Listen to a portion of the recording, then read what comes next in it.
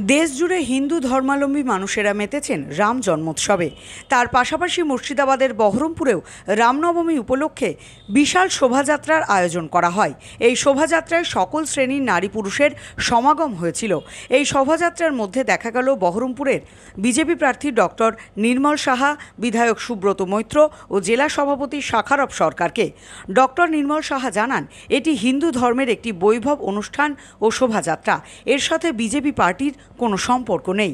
রামনবমী উৎসব, আমি ঈশ্বর বিশ্বাসী মানুষ, আমি হিন্দু ধর্মের মানুষ। রামের এই জন্মদিনে সবাইকে নিয়ে এই ধর্মাচরণে বেরিয়েছি। এর মধ্যে কোনো ফাঁকি নেই। রাম তার অনেকদিন পরে সে তার নিজের ঘরে ফিরেছে। সুতরাং এই বছরের রাম জন্মদিনটা আমাদের কাছে বিশেষ আনন্দের, বিশেষ সুখের। আমরা সবাই মিলে আজকে রামনবমী পালন করছি, আনন্দ বেটে নিচ্ছি। আমাদের সবার মধ্যে খুব আনন্দ। এই আনন্দে আপনারাও আমাদের সামিল হন। না, এটার সঙ্গে আপনি রাজনীতি গুলিয়ে ফেলবেন না। এটা সম্পূর্ণভাবে বিশ্ব হিন্দু পরিষদের কর্মকাণ্ড। এর সঙ্গে ভোটের রাজনীতির কোনো বন্ধ নেই। এর মধ্যে নিপাট রামকে ভালোবাসা, রাম এক রাষ্ট্র পুরুষ এবং আমাদের কাছে রাম একটা রাষ্ট্র ভাবনা। এই রাষ্ট্র ভাবনাকে সামনে রেখে আমরা হিন্দুরা এক জায়গায় থাকি, একভাবে চিন্তা করি, ধর্মাচরণ করি।